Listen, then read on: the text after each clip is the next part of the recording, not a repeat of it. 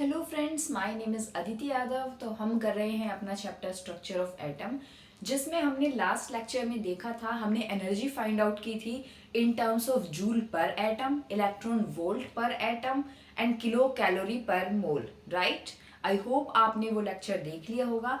अभी हम करते हैं, हमने एनर्जी तो फाइंड आउट कर ली, अब हमें निकालना है दो शेल के बीच का energy difference, right, energy gap.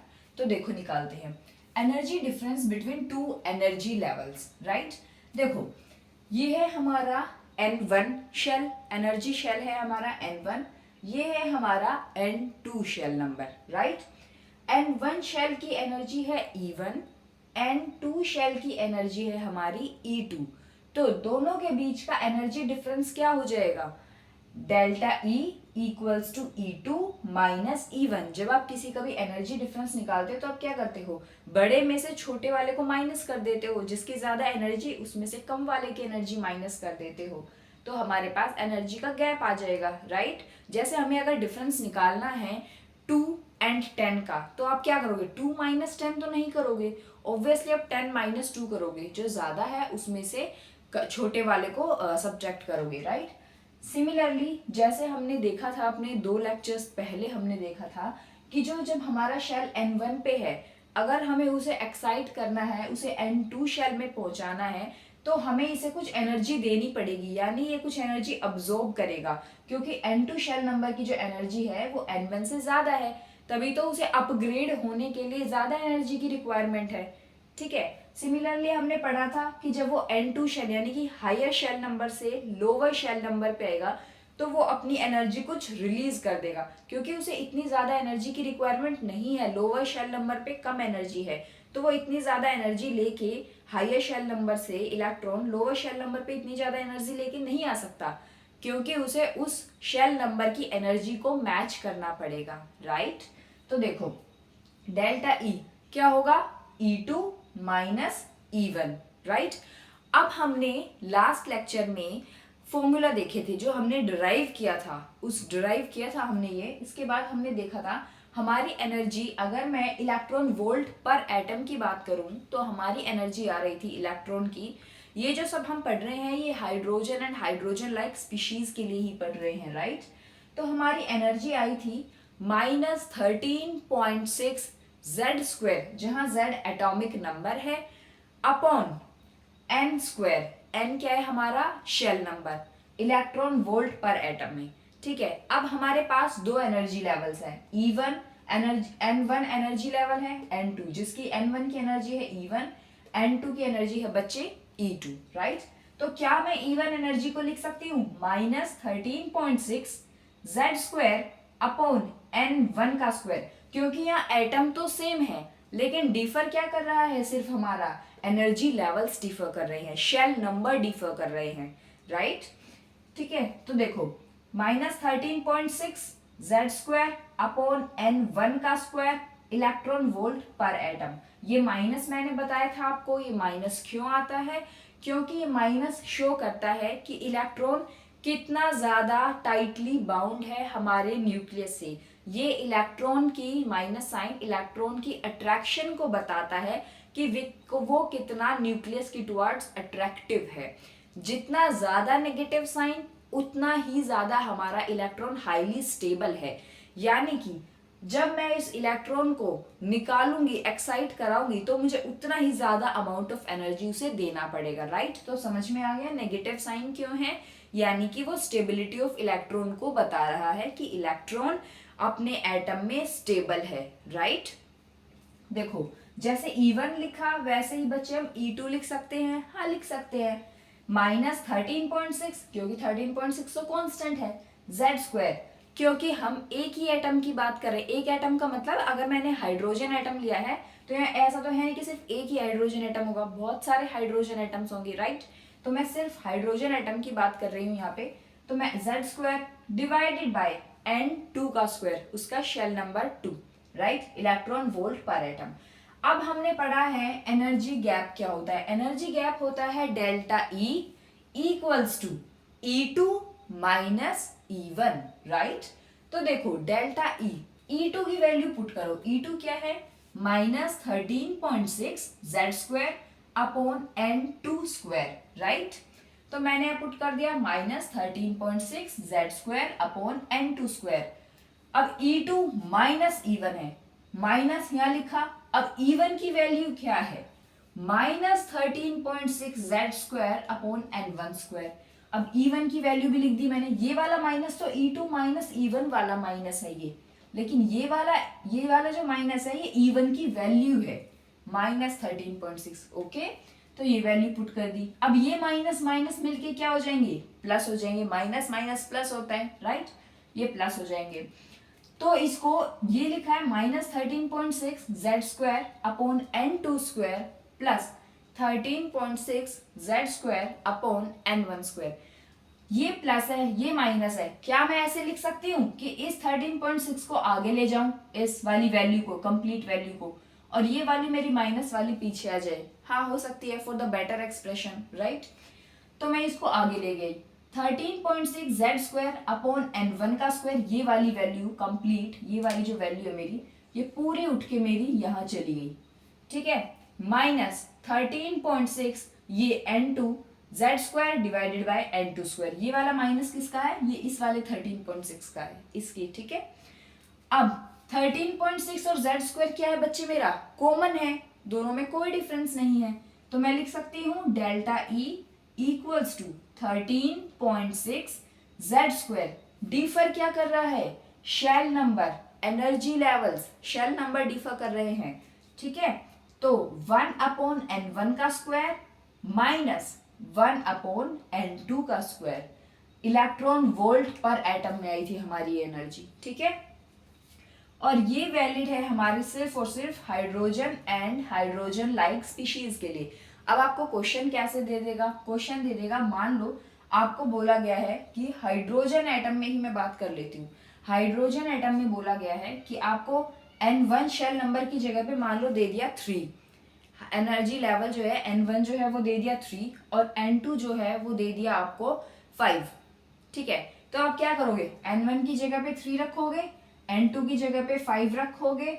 Hydrogen atom है तो एटॉमिक नंबर Z क्या है, 1 है, और 13.6 पूरे को सॉल्व करोगे तो आपके पास डेल्टा E यानी कि एनर्जी का डिफरेंस, दो एनर्जी शेल्स, दो एनर्जी लेवल्स के बीच की एनर्जी का डिफरेंस आ जाएगा, एनर्जी गैप। आई होप ये आपको क्लियर हो गया होगा। अभी हम चलते हैं आगे, राइट।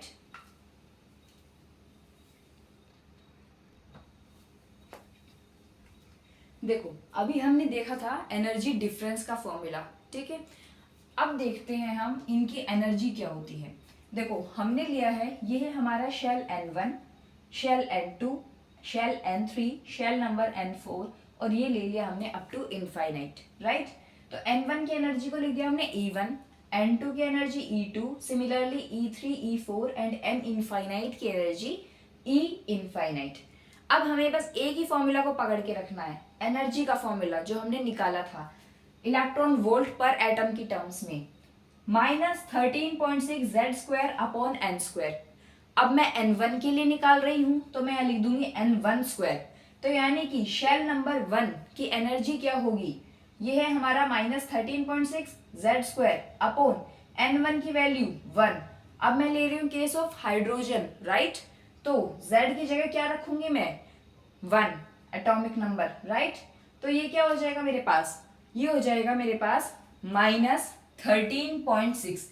तो इसकी एनर्जी क्या हो जाएगी, E1 की energy -13.6 electron volt, right. Similarly बच्चे मैं E2 का निकालूंगी। E2 का क्या होगा, -13.6 z² अपॉन n2², राइट। अब मैं n2 की जगह पे अगर रख दूं, n2 की जगह पे मैं 2 रख दूं तो क्या आ जाएगी, मैं सॉल्व करने के बाद मेरी E2 की वैल्यू आएगी -3.4 इलेक्ट्रॉन वोल्ट। सिमिलरली E3 की इसी फॉर्मूले में n2 की जगह n3 रख दूं, 3 वैल्यू रख दूं तो आ जाएगी -1.51 इलेक्ट्रॉन वोल्ट, और सिमिलरली E4 -0.85 इलेक्ट्रॉन वोल्ट। तो अभी एनर्जी से क्या पता चलता है, एनर्जी से पता चलता है कि, अच्छा एक बात बताओ, यहाँ पे है -3, देखो यहाँ है -13.6 इलेक्ट्रॉन वोल्ट, N2 की है -3.4 इलेक्ट्रॉन वोल्ट, N3 की है 1.51 इलेक्ट्रॉन वोल्ट, और N4 यानी कि शेल नंबर 4 की एनर्जी लेवल है -0.85 इलेक्ट्रॉन वोल्ट। इन चारों में से सबसे ज्यादा किसकी वैल्यू है, किसका एनर्जी लेवल, किसकी एनर्जी है, सबसे ज्यादा एनर्जी किसकी है इन चारों शेल में से, बताओ। 0.85 -0.85 इलेक्ट्रॉन वोल्ट, यानी कि जैसे जैसे हम शेल नंबर हमारा ऊपर बढ़ता जा रहा है, N1 से N2, N3, N4 and so on, ऊपर बढ़ता जा रहा है, हमारी एनर्जी इंक्रीज होती जा रही है। ये देखो यहाँ माइनस साइन है बच्चे, माइनस साइन है, तो माइनस साइन में -13.6 इलेक्ट्रॉन वोल्ट और -3 इलेक्ट्रॉन वोल्ट में से बड़ा कौन है, किसकी वैल्यू ज्यादा है, -3 इलेक्ट्रॉन वोल्ट की, क्योंकि जब हम माइनस में बात करते हैं, नेगेटिव में बात करते हैं, तो जो वैल्यू कम होती है यानी कि -3.4 इलेक्ट्रॉन वोल्ट, वो हमारी बड़ी होगी as compare to -13.6 electron volt. Similarly -1.51 electron volt बड़ी है -3.4 electron volt. Similarly -0.85 electron volt energy ज्यादा है as compare to -1.51 electron volt. तो इससे क्या मैं ये कंक्लूड कर सकती हूँ कि जैसे जैसे हमारा शेल नंबर इंक्रीज कर रहा है, जैसे जैसे मैं N1 से ऊपर शेल नंबर की तरफ बढ़ती जा रही हूँ, मेरी एनर्जी इंक्रीज हो रही है। हाँ कह सकते हैं, जैसे ही मैं शेल नंबर N1 से कंसीडर करो, N1 से N4 को गई तो शेल एनर्जी इंक्रीज हुई, क्योंकि -0.85 इलेक्ट्रॉन वोल्ट एनर्जी ज्यादा है एज कंपेयर टू -13.6, क्योंकि हम यहाँ माइनस में बात कर रहे हैं। ठीक है, तो ये कह सकते हैं हम कि जैसे जैसे शेल नंबर इंक्रीज करेगा, हमारी एनर्जी भी इलेक्ट्रॉन्स की जो है वो बढ़ती जाएगी। राइट, अब बात करते हैं, हमने फाइनली लिया है n equals to infinite. Right, देखो अगर मैं n equals to infinite value रखती हूं तो क्या आ जाएगा मेरा एनर्जी का expression, E infinite equals to -13.6 Z² upon change क्या हो रहा है, शेल नंबर, तो n इनफाइनाइट का स्क्वायर। तो बच्चे मैथ्स में भी आपने पढ़ा होगा 1 अपॉन इनफाइनाइट इक्वल्स टू होता है हमारा 0 के। राइट, तो ये वैल्यू तो पहले ही कांस्टेंट है, अगर मैं 1 अपॉन n इनफाइनाइट यानी कि n इनफाइनाइट रख के जगह पे मैं यहाँ इनफाइनाइट रख दूं तो क्या आ जाएगी 0, और किसी भी चीज का 0 क्या आ जाएगा हमारा, ये पूरा होल 0। राइट, तो E इनफाइनाइट पे कोई अगर इलेक्ट्रॉन बैठा है तो वो उसकी एनर्जी क्या होगी, 0। इसका मतलब कि वो कोई भी अट्रैक्शन जो है वो एक्सपीरियंस नहीं करेगा, वो इलेक्ट्रॉन जो इनफाइनाइट पे बैठा है वो कोई भी अट्रैक्शन फील या एक्सपीरियंस नहीं करेगा न्यूक्लियस से। राइट, ओके, अब देखो, अब एक बात देखो, मैंने क्या किया, N1 और N2 के बीच में इतना बड़ा गैप दे दिया, N2 N3 के बीच में उससे कम दिया, N3 N4 के बीच में उससे भी कम दे दिया। ऐसा क्यों, अब वो क्यों का आंसर देखो। हमने देखा कि एनर्जी डिफरेंस जब हम निकालते हैं तो कैसे निकालते हैं, एनर्जी डिफरेंस निकालते हैं बड़े में से छोटे वाले की एनर्जी। अगर मैं E2 E1 में देखूं तो ज्यादा एनर्जी किसकी है, E2 की, -3.4, क्योंकि ये माइनस में है तो इसलिए 3.4 वाली वैल्यू ज्यादा हुई एज कंपेयर टू E1 जिसकी वैल्यू है -13.6 इलेक्ट्रॉन वोल्ट। तो delta E, E2 minus E1, ये क्या है हमारी -3.4 इलेक्ट्रॉन वोल्ट E2 की वैल्यू, माइनस E1 की वैल्यू -13.6 इलेक्ट्रॉन वोल्ट। तो E1 की वैल्यू क्या आ गई, -13.6 इलेक्ट्रॉन वोल्ट। राइट, तो -3.4 और ये माइनस माइनस, ये माइनस माइनस क्या हो जाएगा, प्लस। तो क्या आ जाएगा मेरे पास, ये आ जाएगा -3.4 electron volt minus minus plus 13.6। अब जब मैं इसको सॉल्व करूंगी तो मेरे पास जो है वो क्या है, ये एनर्जी क्या है, 10.2 इलेक्ट्रॉन वोल्ट। ठीक है, अब देखो E3 यानी शेल नंबर 3 और शेल नंबर 2 के बीच का energy gap, delta E equals to E3 minus E2। E3 की value minus 1.51 electron volt, E2 की वैल्यू माइनस 3.4 इलेक्ट्रॉन वोल्ट। इन दोनों में से बड़ी कौन है? N2 और N3 में से N3 बड़ी है, माइनस 1.51, राइट।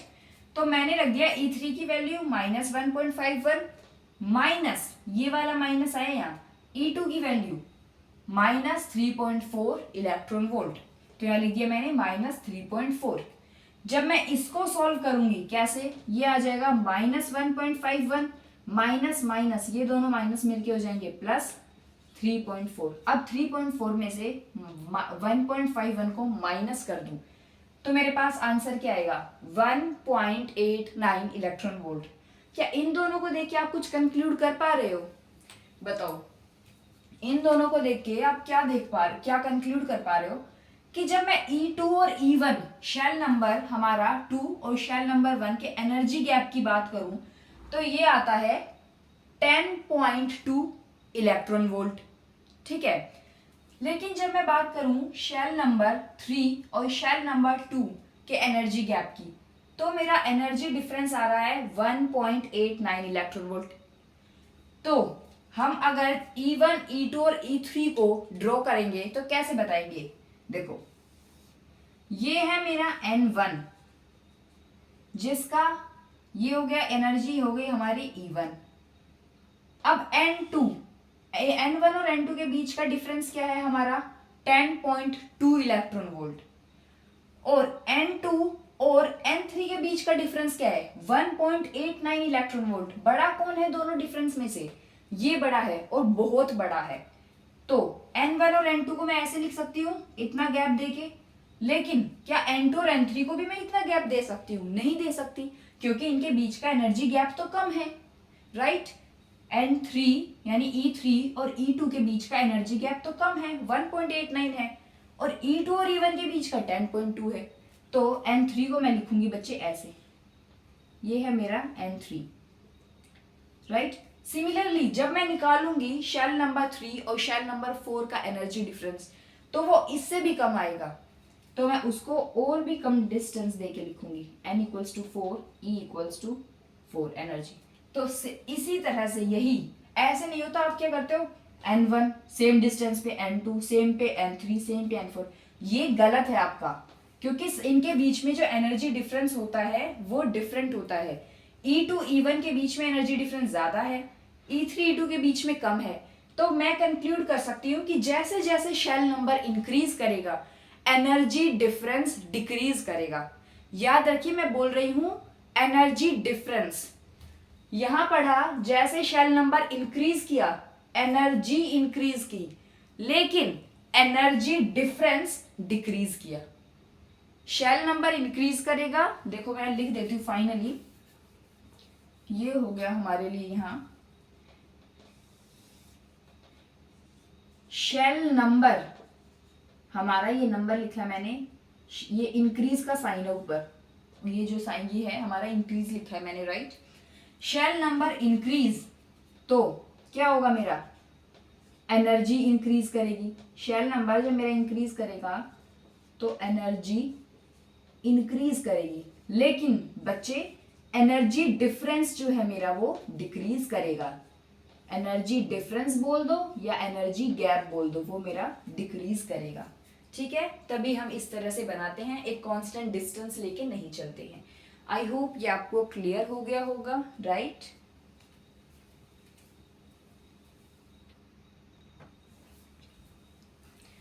देखो हमने एनर्जी पढ़ ली, एनर्जी डिफरेंस पढ़ लिया, अब पढ़ेंगे आयोनाइजेशन एनर्जी। आयोनाइजेशन एनर्जी बच्चे होती क्या है? आयोनाइजेशन एनर्जी होती है जब मैं इलेक्ट्रॉन को एक्साइट कराऊंगी शेल नंबर 1 से इनफाइनाइट शेल नंबर यानी आउटर मोस्ट शेल में। आउटर मोस्ट शेल कौन सा हो गया हमारा? n इक्वल्स टू इनफाइनाइट, यानी वो शेल नंबर जो इनफाइनाइट में वो शेल। तो जब मैं N1 यानी कि शेल नंबर 1 से इलेक्ट्रॉन को एक्साइट कराऊंगी इनफाइनाइट शेल नंबर पे, तो उस एक्साइटेशन में, इलेक्ट्रॉन की उस एक्साइटेशन में जो एनर्जी लगेगी that is known as ionisation energy, right. देखो यही लिखा है यहाँ, amount of energy required in order to remove और excite an electron from n1 यानी शेल नंबर 1 जो सबसे क्लोज है न्यूक्लियस के, to n equals to infinite यानी आउटर मोस्ट शेल। तो आयोनाइजेशन एनर्जी कैसे निकालते हैं? सिमिलरली हमने एनर्जी डिफरेंस निकाला था डेल्टा ई। तो डेल्टा ई क्या था हमारा बच्चे? Delta E equals to E infinite, क्योंकि बड़ी वाली लेते हैं हम, ई इनफाइनाइट माइनस कहां से एक्साइट कर रहे हैं? E1 से, राइट। तो एनर्जी इनफाइनाइट की एनर्जी निकाली थी हमने, क्या आई थी? 0, क्योंकि जब हम इस वैल्यू इस फॉर्मूले में पुट करेंगे एनर्जी वाले में जो होता है -13.6 Z² अपॉन n²। जब मैं n की वैल्यू इनफाइनाइट रखूंगी तो 1 अपॉन इनफाइनाइट होता है 0, तो टोटल मेरा जो एनर्जी आ जाएगी वो आ जाएगी 0। तो E इनफाइनाइट की वैल्यू क्या है यहाँ पे? 0 माइनस E1 की वैल्यू क्या है? एनर्जी शेल नंबर 1 की एनर्जी हमने निकाली थी, वो आई थी -13.6 इलेक्ट्रॉन वोल्ट। ये माइनस जो इनके बीच का डिफरेंस है और ये E1 की वैल्यू, दोनों माइनस मिलके माइनस माइनस क्या हो जाएंगे बच्चे? प्लस। तो डेल्टा E हो जाएगी मेरी 13.6 इलेक्ट्रॉन वोल्ट। यानी ये जो एनर्जी आई है ये क्या है मेरी? ये है मेरी आयोनाइजेशन एनर्जी। ये वो एनर्जी है जो लगेगी, जो इलेक्ट्रॉन को एक्साइट करने के लिए n1 से n इनफाइनाइट में पहुंचाने के लिए जो एनर्जी हम उसे देंगे वही एनर्जी है हमारी आयोनाइजेशन एनर्जी। तो हम उसे इलेक्ट्रॉन को n इनफाइनाइट में पहुंचाने के लिए 13.6 इलेक्ट्रॉन वोल्ट एनर्जी देंगे, तभी वो n इनफाइनाइट में पहुंचेगा, राइट। तो क्या मैं ये कह सकती हूँ कि ionisation energy of hydrogen like atom, यानी कि ये एनर्जी 13.6 इलेक्ट्रॉन वोल्ट किसके इक्वल है? Energy of first shell. मैं मैग्नीट्यूड की बात कर रही हूँ। कभी आप बोलो कि एनर्जी ऑफ फर्स्ट शेल तो -13.6 इलेक्ट्रॉन वोल्ट होती है। मैं यहाँ साइन की बात नहीं कर रही, मैं यहाँ बच्चे सिर्फ मैग्नीट्यूड की बात कर रही हूँ। जो हमारी एनर्जी ऑफ फर्स्ट शेल क्या है? -13.6 इलेक्ट्रॉन वोल्ट। और एनर्जी यहाँ आयोनाइजेशन एनर्जी क्या आई है? 13.6 इलेक्ट्रॉन वोल्ट। तो हमारी जो है एनर्जी वो क्या है? माइनस ऑफ आयोनाइजेशन एनर्जी बोल सकते हैं, राइट। ओके, या फिर ionisation equals to minus of energy, क्योंकि एनर्जी की वैल्यू -13.6, तो आयोनाइजेशन एनर्जी माइनस एनर्जी, तो दोनों मिलके माइनस मिलके हो जाएगा प्लस। तो फाइनली यहाँ हमारी एनर्जी जो है वो टॉपिक फिनिश हो रहा है, खत्म हो गया है। अब हम बात करते हैं हमारे नेक्स्ट टॉपिक पे बच्चे, जो है हमारा स्पेक्ट्रम, राइट। स्पेक्ट्रम क्या होता है? देखो आपने एक्सपेरिमेंट भी किया होगा लैब में, स्कूल में। प्रिज्म होता है एक, ठीक है, प्रिज्म। जब प्रिज्म में से व्हाइट लाइट, यानी कि जब लाइट को पास कराते हैं तो उसमें से जब लाइट पास होगी तो हमारे पास 7 कलर्स आ जाएंगे। जनरली हम बोलते हैं 7 कलर्स, लेकिन उससे ज्यादा ही होते हैं, लेकिन हम जनरली बोलते हैं 7 कलर्स। और वो 7 कलर्स कौन से आते हैं बच्चे? हमारे पास विबग्योर आता है हमारे पास, राइट। तो इन सब की वेवलेंथ क्या होती है? डिफरेंट होती है। तो स्पेक्ट्रम क्या होगा? Collection of electromagnetic radiations. Electromagnetic radiations क्या है? ये हमने पढ़ लिया था with respect to light, light के नेचर में, कि जब हमारा लाइट जो है वो पार्टिकल नेचर भी शो करता है, वो वेव नेचर भी शो करता है, राइट। तो collection of electromagnetic radiations of different wavelength known as spectrum. So ये जो डिफरेंट वेवलेंथ की जो हमारे पास ये रेडिएशंस का कलेक्शन है, this is known as spectrum. Spectrum हमारे दो टाइप्स के हो गए, absorption spectrum and emission spectrum. अभी हम देखते हैं अब्जॉर्प्शन स्पेक्ट्रम और emission spectrum, right. I hope ये एनर्जी वाले टॉपिक में तो आपको कोई प्रॉब्लम नहीं आई होगी। फिर भी कोई क्वेरी रह जाती है तो कमेंट सेक्शन में कमेंट कर दीजिएगा, मैं आपकी क्वेरी को रिजॉल्व करूंगी, ठीक है, नेक्स्ट लेक्चर में रिजॉल्व करूंगी।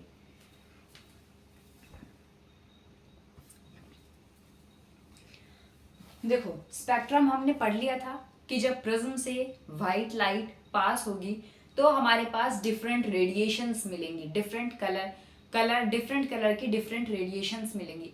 उन different radiations of different wavelength को क्या बोलेंगे हम? Spectrum, right. अब स्पेक्ट्रम पढ़े हमने दो type, absorption spectrum and emission spectrum. Absorption spectrum की अगर मैं बात करूंगी तो क्या होगा? देखो जैसे ये लिया हमने, एक कंटेनर है, इसके अंदर है कोई एग्जांपल लो, इसके अंदर है कोई केमिकल, राइट, कोई केमिकल इसके अंदर फिल है। अब ये है हमारे पास प्रिज्म और ये है फोटोग्राफिक प्लेट। जैसे ही इसके अंदर से बाहर से मैं व्हाइट लाइट को पास कराऊंगी तो इस कंटेनर के अंदर जो केमिकल है वो कुछ डिफरेंट वेवलेंथ यानी डिफरेंट कुछ कलर्स को ये अब्सॉर्ब कर लेगा। ये कुछ कलर्स को अब्सॉर्ब, कलर को अब्सॉर्ब करने का मतलब है ये उस कलर के फोटोन्स को अब्सॉर्ब कर लेगा, राइट। जो इसने अब्सॉर्ब कर लिए वो तो इसी कंटेनर में रह जाएंगे उसके केमिकल्स के अंदर, क्योंकि केमिकल उन्हें अब्सॉर्ब कर चुका है। बाकी के जो बचे हुए हैं वो इस प्रिज्म से पास करेंगे और इस फोटोग्राफिक प्लेट पे शो होंगे, राइट। जैसे मान लो हम ये ले रहे थे, यहाँ पे विबग्योर हम ले रहे थे, तो मान लो कि इसने ब्लू और रेड कलर के डिफरेंट वेवलेंथ के जो फोटोन्स हैं उनको अब्सॉर्ब कर लिया।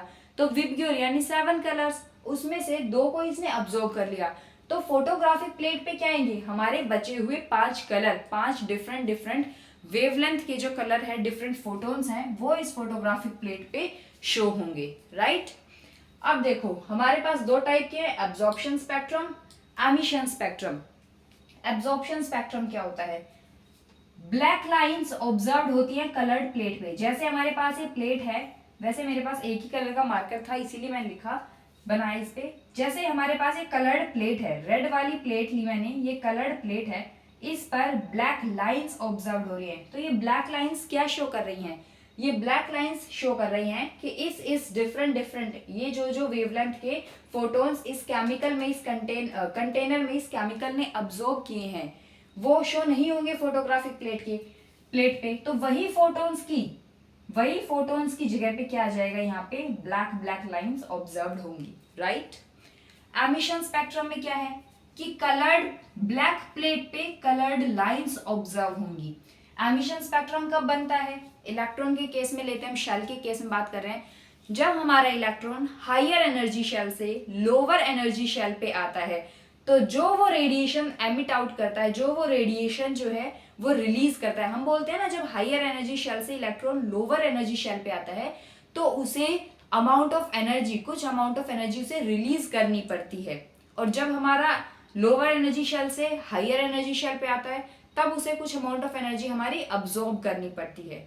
तो वही जब वो हायर शेल से लोअर शेल में आएगा तो वो कुछ अमाउंट ऑफ एनर्जी जो रिलीज करेगा वही हमारी फोटोग्राफिक प्लेट पे जब शो होगी तब हमारे पास क्या बनता है? Emission spectrum, right.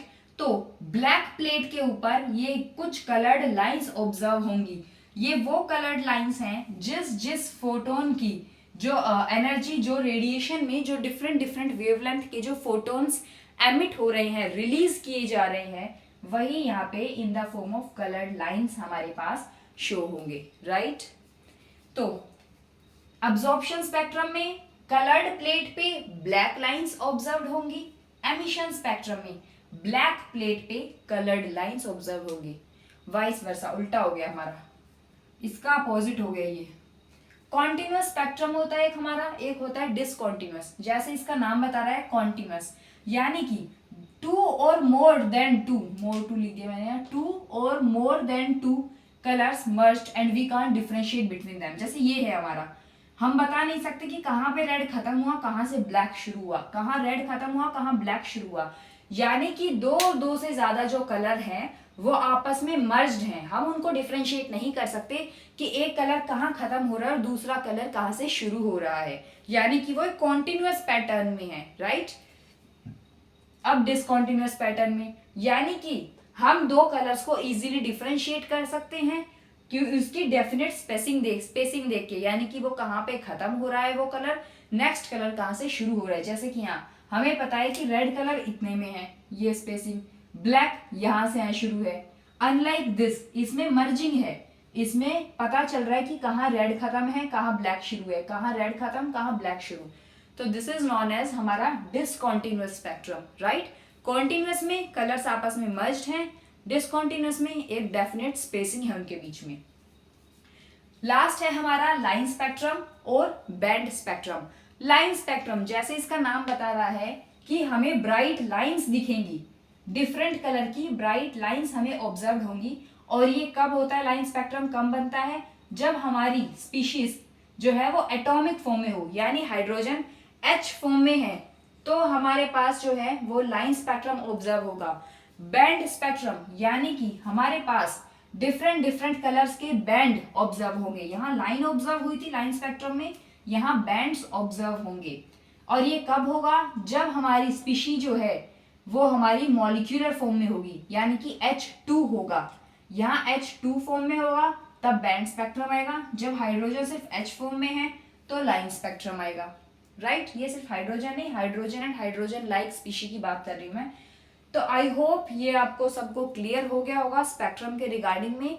तो नेक्स्ट जब हम लेक्चर करेंगे तो उससे हम स्टार्ट करेंगे हमारा हाइड्रोजन स्पेक्ट्रम। राइट, वहां से हमारी सीरीज स्टार्ट होंगी, Lyman series, Balmer series, Paschen series, Brackett, Pfund, ये सारी सीरीज स्टार्ट होंगी।